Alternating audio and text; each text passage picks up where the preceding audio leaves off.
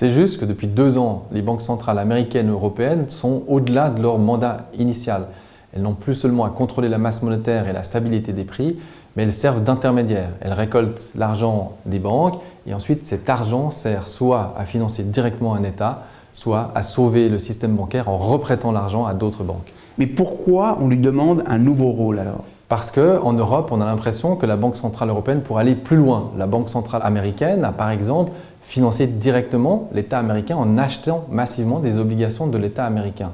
Et cela a permis un redémarrage du crédit aux États-Unis. Et pourquoi la Banque centrale européenne ne fait pas la même chose ? Parce que la culture est différente et le mandat de cette Banque centrale européenne est différent. Son mandat est bel et bien la stabilité des prix et qu'il est inconcevable, en tout cas aux yeux des Allemands, que cette Banque centrale européenne finance directement un État.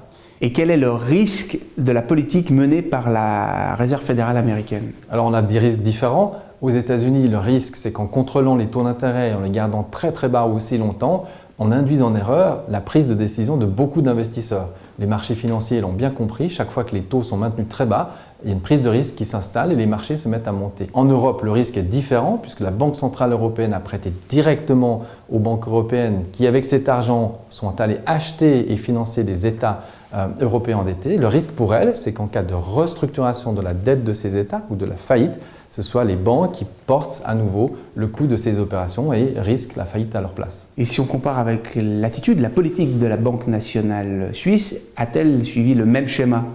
Grosso modo et dans les lignes, oui. Le bilan de la Banque centrale suisse est monté, mais l'objectif ici était d'empêcher la hausse du franc suisse. La Banque centrale suisse a donc acheté des euros. Mais la chose amusante dans cette opération, c'est qu'en achetant des euros, elle les place bien quelque part, ces euros, et probablement auprès de l'État français.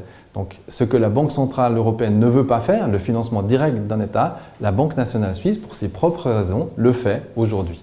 Et enfin, pour conclure, si la situation au niveau des dettes des États en Europe s'aggrave, quels sont les recours possibles de la Banque centrale européenne ? Il y en a assez peu et c'est vrai qu'aujourd'hui la situation est pressante puisque dans les 3 prochains mois, la France et l'Italie vont devoir emprunter pour environ 120 milliards d'euros sur les marchés. Donc une somme très très importante qui pourrait crisper les marchés. On aura donc en cas de difficulté une tentation de pousser cette Banque centrale européenne à aller financer directement les États et dans ce cas-là, ce serait évidemment une remise en question fondamentale de la stabilité des structures de la zone euro et évidemment de la stabilité de la monnaie européenne.